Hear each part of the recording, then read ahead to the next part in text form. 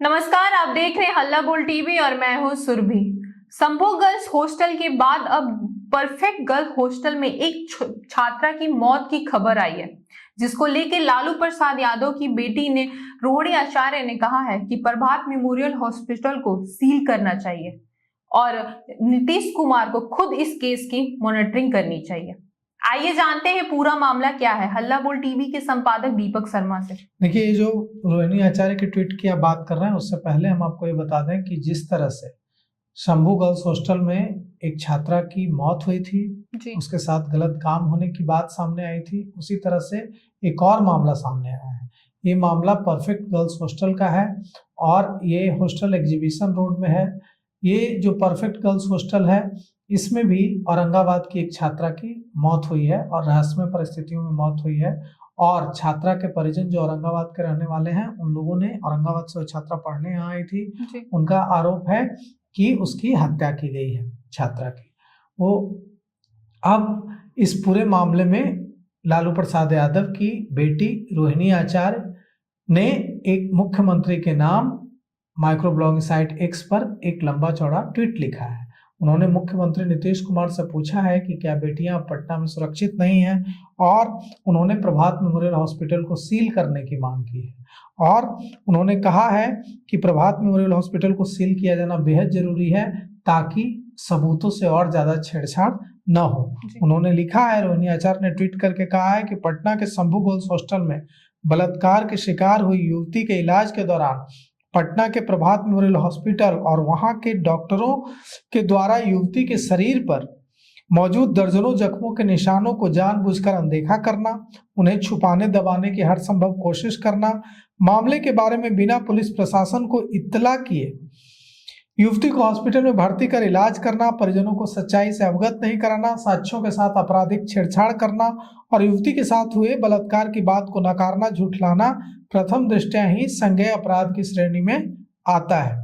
उन्होंने कहा कि उन्होंने लिखा है रोहिणी आचार्य ने कि सीएम नीतीश कुमार खुद मामले की मॉनिटरिंग करें और हॉस्पिटल की संदिग्ध भूमिका की जांच कराएं। उन्होंने यह भी कहा है रोहिणी आचार्य ने कि हॉस्पिटल प्रबंधन और इलाज करने वाले डॉक्टरों पर सीधा आरोप लगाया गया है और ये जो जानकारी सामने आ रही है, इसके लिए डॉक्टरों के खिलाफ तत्काल कानूनी कार्रवाई और जांच की प्रक्रिया को पूरे होने तक हॉस्पिटल को सील किए जाने की जरूरत है। रोहिणी आचार्य ने कहा है कि प्रभात मेमोरियल हॉस्पिटल को सील किया जाना चाहिए। मामले की गंभीरता के मद्देनजर रोहिणी आचार्य ने लिखा है कि मामले की गंभीरता के मद्देनजर मुख्यमंत्री से मेरी अपील है कि वो इस मामले की मॉनिटरिंग स्वयं करें और अपने मातहत अधिकारियों को जांच प्रक्रिया में पारदर्शिता बरतने का निर्देश देते हुए तुरंत न्याय मिलना पक्का करें। वहां 3 दिनों तक प्रभात मेमोरियल हॉस्पिटल में वो जो छात्रा थी, जो नीट की तैयारी करने आई थी जहानाबाद से, वो भर्ती थी और यहीं उसका इलाज चला। बाद में परिजनों ने कहा, उन्हें लगा कि जो डॉक्टरों का रवैया था उससे उन्हें संदेह हुआ। उसके बाद उन्होंने कहा कि रेफर कर दीजिए मेरी बच्ची को। उसके बाद मेदांता अस्पताल रेफर कराया उन लोगों ने, लेकिन वहां मेदांता में इलाज के दौरान छात्रा की मौत हो गई।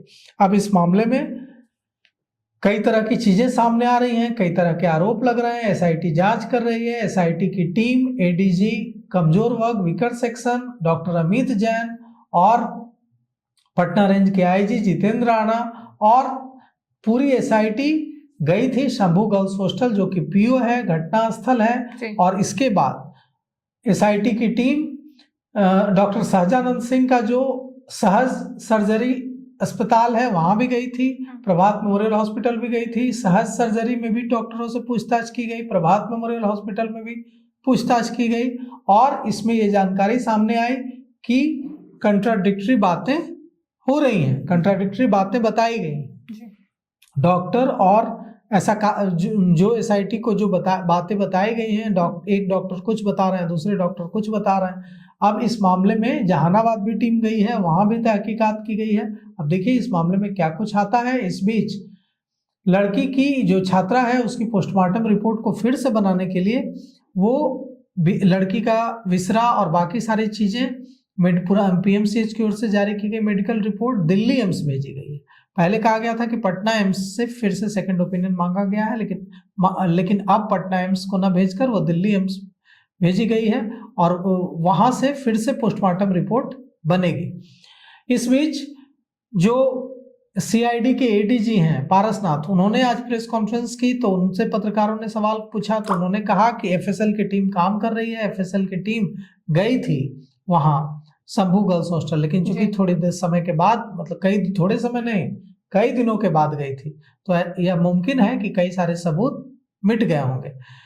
लेकिन उन्होंने कहा कि हमने रविवार को भी काम किया, एफएसएल की टीम, एफएसएल का कार्यालय इस वजह से रविवार को भी काम करता रहा और हम जल्दी ही जांच रिपोर्ट, एफएसएल की जो जांच रिपोर्ट होगी वो जो एसआईटी है उसको सौंप देंगे ताकि उनको आगे जांच को बढ़ाने में सुविधा हो। तो अब देखिए इस मामले में इसमें सम्राट चौधरी जो गृह मंत्री हैं उन्होंने कहा है कि खुद इस मामले की मॉनिटरिंग डीजीपी विनय कुमार कर रहा है। अब ऐसे में हम उम्मीद करते हैं कि जल्द ही इस मामले में जो भी गुनाहगार होंगे उनका चेहरा सामने आ जाएगा और उन्हें पुलिस जेल की सलाखों के पीछे भेजेगी। जी, पहले शंभू गर्ल्स हॉस्टल अब परफेक्ट गर्ल्स, ऐसे में बिहार की लड़कियों की सुरक्षा पे अब सवाल खड़ा हो रहा है कि अगर जल्द से जल्द आरोपी गिरफ्तार नहीं होता है तो ऐसे लड़कियां कैसे बाहर निकलेंगी पढ़ने।